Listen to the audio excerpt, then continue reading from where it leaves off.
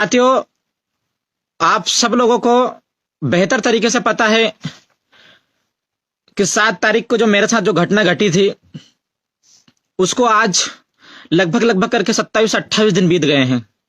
और आज मुझे सूचना मिली है कि प्रशासन की तरफ से आज मात्र 4 लोगों के खिलाफ ही एट्रोसिटी एक्ट और मामूली धारा में मुकदमा कायम किया है।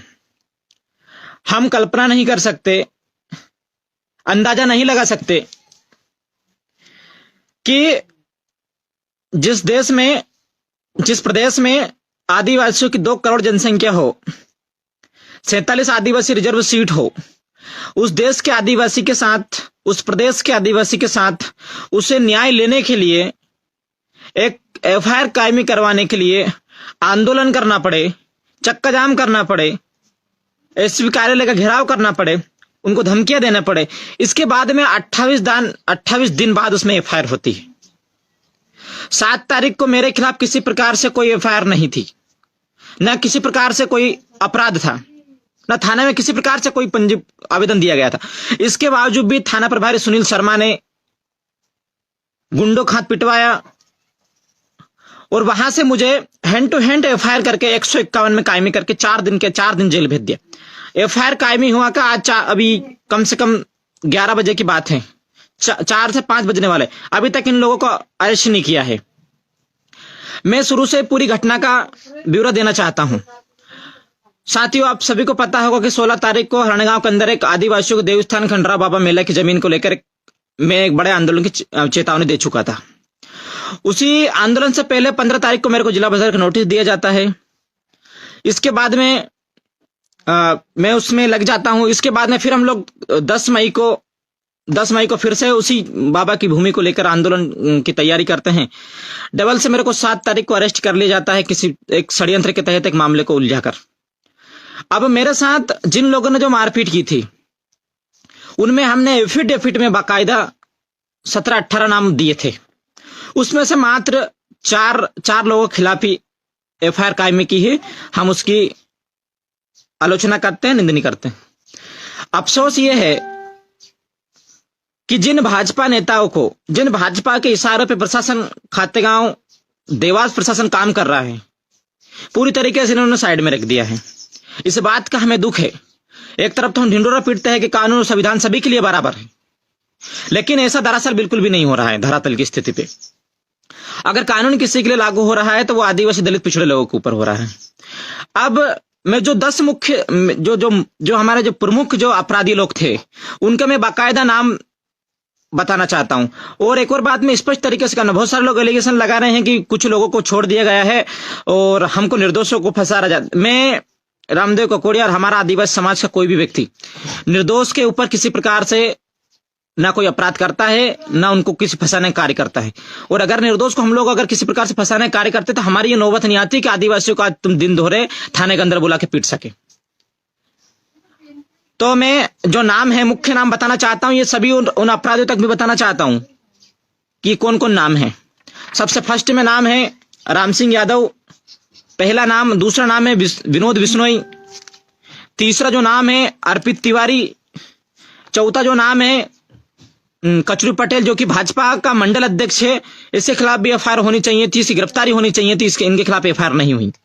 तो दूसरी है रवि शर्मा, ये भी भाजपा का नेता है, इन्होंने भी मेरे साथ मारपीट की थी, इनके खिलाफ भी अभी तक मुकदमा कायमी नहीं हुआ। और इसके बाद में जो छठवां नाम है रवि वाटिका का, इनके खिलाफ भी मुकदमा कायमी नहीं किया प्रशासन ने। योगेश तिवारी, इसके खिलाफ भी मुकदमा कायमी नहीं किया प्रशासन ने। धीरज जोशी, खातेगांव का ही रहने वाला, इसके खिलाफ भी मुकदमा कायमी नहीं किया प्रशासन ने। इसके बाद में जो सत्यनारायण किरापा, जो कहीं ना कहीं खातेगांव में शायद दुकान चलाता, उसके खिलाफ भी किसी प्रकार से मुकदमा प्रशासन ने कायमी नहीं किया है। और ना ही वीरेंद्र चौहान के खिलाफ मुकदमा कायमी किया है, ना सचिन शर्मा के खिलाफ मुकदमा कायमी किया है, ना धर्मेंद्र शर्मा के खिलाफ मुकदमा कायमी किया है।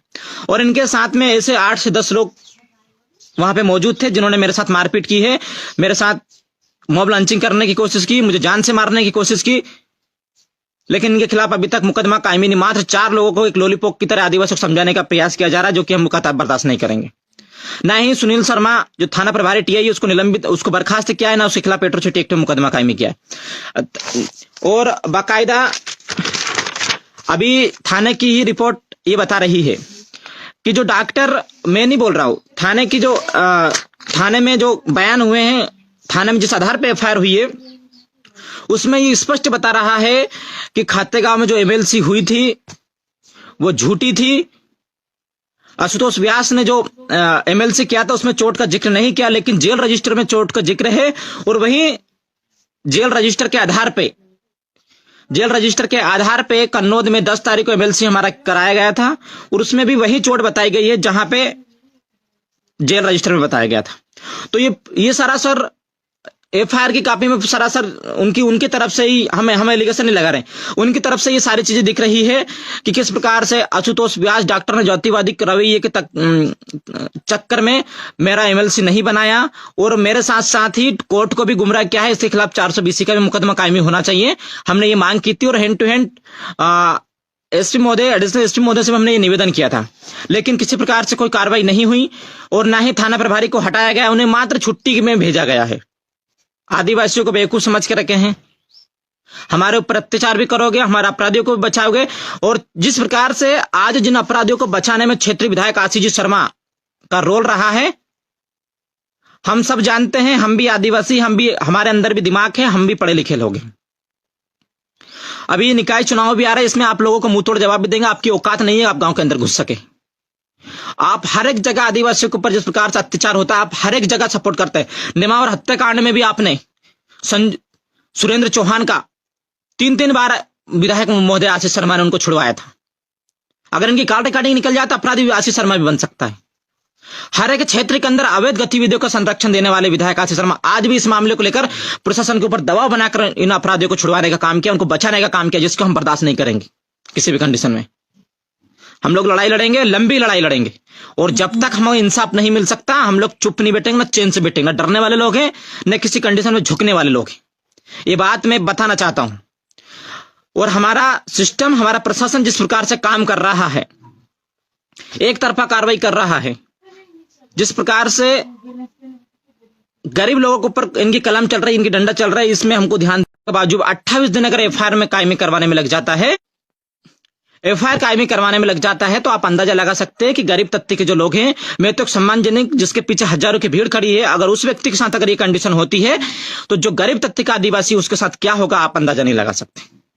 हरियाणा गांव के अंदर भी अभिषेक शर्मा के द्वारा गरीब आदिवासी जो जहां पे जिनकी दुकान थी और वहां पे जो उनके देव स्थल थे उनको तोड़ दिया गया, उनके देव स्थल को हटा दिया, उसके चीज चक्कर में हम लोग आंदोलन तैयार किया। उसमें भी आशीष शर्मा ने अहम भूमिका निभाई, अधिकारी के ऊपर दबाव बनाया और वहां पे बिल्डिंग तनवा दी। चिंता नहीं कर, अगर रामदेव जिंदा रहेगा तो हम अतिक्रमण हटाएंगे, हमारे पूर्वजों की भूमि किसी भी कंडीशन में छोड़ेंगे नहीं। तो साथियों, जिस प्रकार से आज प्रशासन ने 28 दिन बाद जो कार्रवाई की है, हमें संतुष्ट करने के लिए हम उससे संतुष्ट नहीं है। हमारा निवेदन है कि जितने भी अपराधी है उनके ऊपर कल शाम तक कार्रवाई करें, अरेस्ट करके जेल भेजे। और सवाल है सरकार और प्रशासन के लोगों से मेरा कि जब डॉक्टर आनंद राय जी के ऊपर कुछ दिन पहले एक मतकाम शब्द कहने पर मध्य प्रदेश की क्राइम ब्रांच की टीम दिल्ली से उनको अरेस्ट करके लेके आती, आज 4 घंटे हो गए, अपराधियों को अभी तक अरेस्ट नहीं किया। हमें थाने घेरने पर मजबूर ना करें, अभी तक अरेस्ट नहीं किया। और आनंद राय जी के खिलाफ में केस लड़ने के लिए वरिष्ठ वकील सुप्रीम कोर्ट के तुषार मेहता को उतारा गया, 1 करोड़ रुपए खर्च किया। मेरा सवाल है सरकार और प्रशासन के लोगों से, मैं गरीब तबके का व्यक्ति हूं, गरीब घर का व्यक्ति हूं, मेरा केस कौन सा वकील लड़ेगा ये सरकार डिसाइड करे। अपराधियों को सजा दिलवाने के लिए मेरी तरफ से, सरकार की तरफ से केस कौन लड़ेगा ये सरकार डिसाइड करे। मैं चाहता हूं सरकार मेरा वकील करे, मेरा केस वो लड़े। और अगर नहीं लड़ सकते, नहीं कर सकते, तो ये ढिंडोरा पीटना बंद कर दीजिए। शिवराज मामा, जो आप बोलते हैं मैं आदिवासियों का हितैषी हूं। कुछ महीने पहले की बात है, आपने आनंद राय जी ने जो पीओबी घोटाले की जो आवाज उठाई थी उस पर उनको अरेस्ट किया गया और हैंड टू हैंड एक मतकाम शब्द कहने पर उनको दिल्ली से अरेस्ट किया गया। लेकिन मेरे साथ तो कई प्रकार की गाली गलौज हुई। थाने के अंदर सुनील शर्मा और थाना प्रभारी सुनील शर्मा और उनके 20 से 25 गुंडों के द्वारा मॉब लंचिंग करने की कोशिश की, जमीन पर पटक पटक के मारा गया, पीटा गया। अभी तक उनकी गिरफ्तारी नहीं हुई है। प्रदेश के मुखिया सो रहे हैं, कई बार उनसे निवेदन कर चुके हैं कि इन किस प्रकार से क्षेत्र की व्यवस्था बिगड़ रही है, किस प्रकार से मध्य प्रदेश का कानून व्यवस्था बिगड़ रहा है। अगर नहीं संभला रहा है तो गृह मंत्री जी आप इस्तीफा दे दीजिए, हमारे किसी आदिवासियों को बिठाइए या फिर हमको बिठाइए, हम संभालते हैं कानून व्यवस्था किस प्रकार से संभाली जाती है। लेकिन आप जिस प्रकार से जातिवादक रवैया अपना के जिस प्रकार से दबे कुचले लोगों के ऊपर जो कार्रवाई हो रही है, ये काफी निंदनीय है। कानून सभी के लिए बराबर होना चाहिए। जिस प्रकार से संविधान में जगह दे रही, कानून प्रधानमंत्री के लिए बराबर रहेगा और एक आम नागरिक के लिए बराबर रहेगा। लेकिन कहीं ना कहीं कानून एक मकड़ी के जाले की तरह बन गया है, जो सिर्फ और सिर्फ गरीब लोगों के ऊपर ही लागू होता है और बड़े लोग तो उस कानून को फंदे को पूरी तरीके से फाड़ के निकल जाते हैं। अगर कल शाम तक कार्रवाई नहीं होती है तो हम लोग एसपी महोदय का भी घेराव करेंगे। मैं एक और ये विशेष बात बोलना चाहता हूं, हम लोग किसी भी कंडीशन में किसी को भी बकसने की तैयारी में नहीं है। ये बात प्रशासन याद रखे, जिन्होंने अपराध किया है उनके ऊपर कार्रवाई होनी चाहिए। 28 दिन हो गए लेकिन अभी तक प्रशासन ने सीसीटीवी कैमरे फोटो चेक नहीं किए। 28 दिन हो गए हैं, जबकि एमएलसी रिपोर्ट में भी अच्छी तरीके से दर्शा दिया गया है कि इनको चोट के निशान थे, तो आखिर मारा पीटी हुई तो इनके ऊपर कार्रवाई क्यों नहीं हो रही है? सुनील शर्मा के ऊपर कार्रवाई क्यों नहीं हो रही है? उनको बर्खास्त क्यों नहीं किया? उनके खिलाफ एट्रोसिटी एक्ट, मॉब लंचिंग और षड्यंत्र करने की धारा पे मुकदमा कायमी क्यों नहीं करा अभी तक? ये हमारा सवाल है। और अगर नहीं किया तो हम लोग यहां से नहीं, हाई कोर्ट और सुप्रीम कोर्ट और राष्ट्रीय जनजातीय आयोग तक हम लोग जाएंगे और हम लोग जल्द ही मध्य प्रदेश के राज्यपाल महोदय मांगू भाई पटेल से हम लोग मुलाकात करेंगे। हम किसी भी कंडीशन में अपराधी को, हम आदिवासी लोग, जंगल में रहने वाले लोग, शांत स्वभाव के लोग रहने वाले, हम किसी व्यक्ति को छेड़ते नहीं, और जो आदिवासी को छेड़ता है हम उसको किसी कंडीशन में छोड़ते भी नहीं। अपराधियों ने जिस प्रकार से धोखे से मुझे बुलाकर थाने के अंदर मारपीट की, कोई बहादुर आकर आमने सामने से आकर आप ये सारी चीज करते, हम आपको बताते। और कुछ नाम इसमें जो लोग वहां पे उपस्थित नहीं थे उनको भी इसे एक नाम एफआईआर में आया है, मैं उसका खंडन करता हूं। मनीष वर्मा का वो वहां पे मौजूद नहीं था, ना हमने एफिडेविट में नाम दिया है। उनके ऊपर जो कार्रवाई हुई है वो किस प्रकार से हुई है ये हम लोग नहीं जानते। लेकिन जिन लोगों के ऊपर जिनका एफिडेविट में नाम नहीं, किस प्रकार से क्षेत्रीय विधायक आशीष शर्मा एक गेम खेल रहा है, एक षड्यंत्र तरीके से अधिकारियों से एक शतरंज की तरह किसके ऊपर कार्रवाई करवाना है, किसके ऊपर कार्रवाई करनी है, कौन अपराधी रहेगा कौन नहीं रहेगा, ये थाना प्रभारी और अधिकारी लोग डिसाइड नहीं कर रहे। ये क्षेत्र का विधायक आशीष शर्मा डिसाइड कर रहा है। अपने लोगों को सबको बचा ले गया, बाकी जो लोग थे उनके ऊपर कार्रवाई हो गई। ये दोहरी राजनीति ये लोग भी समझ चुके होंगे, और तुम्हारे जो दोहरी जो राजनीति है हम भी समझते अच्छी तरीके से।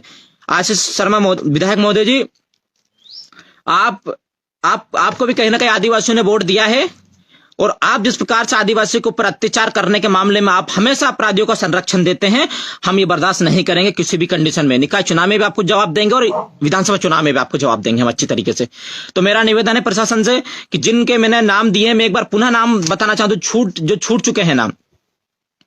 विनोद बिश्नोई, कचरू पटेल जो भाजपा के एक नेता है, बरछा का रहने वाला है, साकटिया का रहने वाला है, इसके खिलाफ कार्रवाई अभी तक नहीं हुई है। और रवि शर्मा, रवि वाटिका, योगेश तिवारी, इसके बाद धीरज जोशी, सत्यनारायण किरापा, वीरेंद्र चौहान, सचिन शर्मा, धर्मेंद्र शर्मा, और भी इनके साथ जो 8 से 10 लोग थे, इनके खिलाफ कल शाम तक कार्रवाई होनी चाहिए, इनको गिरफ्तारी होनी चाहिए, इनका अरेस्ट होना चाहिए। अगर इनको जेल नहीं भेजा जाता, हम लोग कल हमारे हिसाब से जो भी रहेगा हम तैयारी करेंगे। न डरने वाले लोग हैं, न किसी कंडीशन में किसी के सामने झुकेंगे। ये देश आदिवासियों का है, और अगर आदिवासियों का ही ऊपर अगर अत्याचार बढ़ेगा तो इतना याद रख ले कि हमारा जिस दिन सब्र का बांध टूट जाएगा उस दिन नुकसान में हो जाओगे आप। और जितने भी टचपुंजे जो गुंडे मवाली है ना, इनका तो हम लोग बेकायदा इलाज करेंगे, चिंता ना करें। हम लोग भी कहीं ना कहीं जो अत्याचार का जो पानी है वो सर से ऊपर ज्यादा बढ़ता जा रहा है। हम लोग हमेशा कानून का सहारा लेते हैं, लेकिन कानून ये नहीं कि 28 दिन तक हमारे ऊपर अत्याचार होता है, एफआईआर कायमी नहीं होती। कब तक कानून पर भरोसा करेंगे हम लोग? कब तक हम न्यायपालिका में भरोसा करेंगे? कब तक हम कानून को मानते रहेंगे? कब तक संविधान को मानते रहेंगे? वो लोग पूरी तरीके से संविधान के विरोधी में बोल रहे हैं, उनके ऊपर किसी प्रकार से कोई कार्रवाई नहीं। वो संविधान को बदलने की बात कर रहे हैं, उनके ऊपर किसी प्रकार से कोई कार्रवाई नहीं। वो थाने के अंदर मारपीट करते हैं, इतना उनका हौसला बुलंद हो गया है, इतना उनके अंदर हिम्मत हो गई कि थाने के अंदर मारपीट करते हैं। प्रशासन को जबकि पहले ही दिन से सब कुछ पता था, इसके बावजूद भी प्रशासन ने 28 दिन तक इस मामले पर एफआईआर नहीं की। हम लोग जो जांच करता है हम लोग उनको भी ऊपर कार्रवाई की मांग करेंगे। और अगर प्रदेश के मुखिया अगर शिवराज सिंह चौहान तक अगर मेरी आवाज पहुंच रही है तो आप नींद से जागिए और कौन कौन अपराधी आदिवासियों के ऊपर अत्याचार कर रहे हैं इनके ऊपर कार्रवाई करें, नहीं तो इसका खामियाजा आपका विधानसभा चुनाव में उठाना पड़ेगा। लिख कर रख लो मेरी बात को अच्छी तरीके से। तो सभी साथियों को मेरा फिर से निवेदन है, कल शाम तक अगर कार्रवाई नहीं होती है तो हम लोग किसी डरने वाले कौम के लोग नहीं है, 4 गुना ताकत के साथ हम लोग मैदान में उतरे हैं और ना किसी कंडीशन में हम लोग, जब तक एक एक व्यक्ति के खिलाफ कार्रवाई नहीं होती। और मैंने फिर से वही बात में दोहराना चाहता हूं कि मेरा केस कौन लड़ेगा? डॉक्टर आनंद राय जी जो हमेशा हर एक मामले पर आदिवासी के लिए लड़ते हैं, उनके लिए अपनी नौकरी तक गवा दी, उन्होंने सब कुछ कर दिया। उनके खिलाफ में सुप्रीम कोर्ट का वरिष्ठ वकील तुषार मेहता को सरकार ने उतारा था। मेरा सवाल है कि मेरे पक्ष में और अपराधियों के खिलाफ में कौन से वकील को सरकार उतारेगी, ये डिसाइड सरकार को करना है। मध्य प्रदेश मुख्य शिवराज सिंह चौहान को करना है। तो ज्यादा कुछ नहीं कहूंगा ये जितने भी लोग हैं इनके खिलाफ हम लोग चाहते हैं कि इनके खिलाफ कड़ी से कड़ी कार्रवाई हो और इनको और ये 4 जो 3 लोग हैं, एक का नाम जो गलत आया गया है, मेरा निवेदन है प्रशासन इनका नाम हटाए, मनीष वर्मा जी का। बाकी जो 3 लोग हैं इनके खिलाफ अभी मुकदमा कायमी होगा। 4 घंटे हो गए ये खुले घूम रहे हैं, इनको गिरफ्तार करके जेल भेजे, बाकी लोगों को कल अरेस्ट करके जेल भेजे। हमारा यह निवेदन है प्रशासन से हाथ जोड़ के। और हमें उम्मीद है कप्तान महोदय साहब से, हमें उम्मीद है अतिरिक्त पुलिस अधीक्षक महोदय कन्नौज से कि हमारी मांग पूरी होगी और कार्रवाई होगी। डॉक्टर के ऊपर भी 420 का मुकदमा कल शाम तक कार्रवाई होनी चाहिए। दूसरी बात, थाना प्रभारी के ऊपर भी जो भी, जबकि और जो एफआईआर की जो कॉपी है उसमें स्पष्ट तरीके से लिखा गया है कि सुनील शर्मा के सामने मारपीट हुई है। और दूसरी बात यह है कि दूसरी जगह भी ले जाकर मुझे मारा पीटा गया, यानी कि एक जगह गलती से मारपीट हो सकती है साहब, दूसरी जगह थाने के अंदर मारपीट नहीं हो सकती। इसका यह मतलब है कि पूरी तरीके से सुनील शर्मा इस मामले पर इन्वॉल्व था। ये खुद एफआईआर की कॉपी से ये चीज दर्शाती है। तो सुनील शर्मा के खिलाफ भी एट्रोसिटी एक्ट और मॉब लॉन्चिंग करने की कोशिश और दूसरी षड्यंत्र रचने की, इन सभी धाराओं मुकदमा कायमी होना चाहिए। नहीं तो हम लोग कल सारी चीजें हम लोग डिसाइड करेंगे। हम चुप बैठने वाले लोगों में से नहीं हैं किसी भी कंडीशन में। सभी साथियों क्रांतिकारी जोहार। तुम्हारा भाई सतपुड़ा और प्रकृति की गोद में है, मैं सुरक्षित हूं। और ना प्रशासन ने अभी तक, एक और बात मैं कहना चाहता हूं, प्रशासन ने किसी प्रकार से जो आश्वासन दिया था, किसी प्रकार से मेरे जिला भदर की कार्रवाई में किसी प्रकार से कोई कार्रवाई नहीं हुई है। डॉक्टर आनंद राय जी इस मामले को लेकर पूरी तरीके से लगे हुए हैं और मैं धन्यवाद देना चाहता हूं कि वो अपने पर्सनल पैसे खर्च करके वकीलों का करके उन्होंने एक संभाग आयुक्त उज्जैन में याचिका लगाई है। और जबकि प्रशासन ने बोला था कि हम जल्द से जल्द इस मामले को कमीशन कोर्ट से खारिज कराएंगे, लेकिन साथियों 1 महीने आज से नहीं कि 23 तारीख को मेरी वहां पे सुनवाई होनी है, यानी कि आज से लगभग 20 दिन बाद वहां पे सुनवाई होनी है। तो प्रशासन ने जिला भर की कार्रवाई में किसी प्रकार से हमारी कोई मदद नहीं किया है, इस बात का हमें दुख है। और हम प्रशासन से कहना चाहते हैं, आपने जो सार्वजनिक मंच पे जो वादा किया था आप उस पर कायम रहिए। आप 10 से 15 हजार की जो भीड़ है, अगर उनको गुमराह करने की कोशिश करेंगे, उनको बेवकूफ समझेंगे, तो इसका खामियाजा आपको चुकाना पड़ेगा। इस बात का विशेष ध्यान रखें। मेरा निवेदन है प्रशासन से और उज्जैन आईजी साहब से भी निवेदन है कि इस मामले को संज्ञान ले। और दूसरी बात, मेरा एक और निवेदन है मध्य प्रदेश के मामा शिवराज सिंह चौहान से कि इस मामले को संज्ञान ले और मेरे लिए वकील की व्यवस्था करें और उसी वकील को उतारें जिस वकील को आपने एक आदिवासी के लिए उतारा था, लक्ष्मण सिंह मरकाम के लिए। मैं भी एक आदिवासी हूं और मैं चाहता हूं कि आप मेरे लिए वकील उतारें। और उसी वरिष्ठ वकील के लिए आप उसी एक आदिवासी के लिए आपने, जो हमेशा आदिवासियों के लिए लड़ता है, एक फर्जी आदिवासी के लिए आपने इतने बड़े वकीलों को उतारा। 1 करोड़ रुपए से ज्यादा आपने उनके लिए खर्च किया है। मैं एक सच्चा आदिवासी हूं और हमेशा समाज की लड़ाई लड़ता हूं और मैं गरीब घर का एक आदिवासी बेटा हूं। तो मैं चाहता हूं, आप मेरे मामा हैं, मैं आपका भांजा हूं, मैं चाहता हूं कि आप मेरी लड़ाई लड़ेंगे और आप मेरे लिए वकील करेंगे और जितने भी अपराधी हैं इन तक कल तक कार्रवाई होगी। तो सभी साथियों क्रांतिकारी जोहार, जिंदाबाद।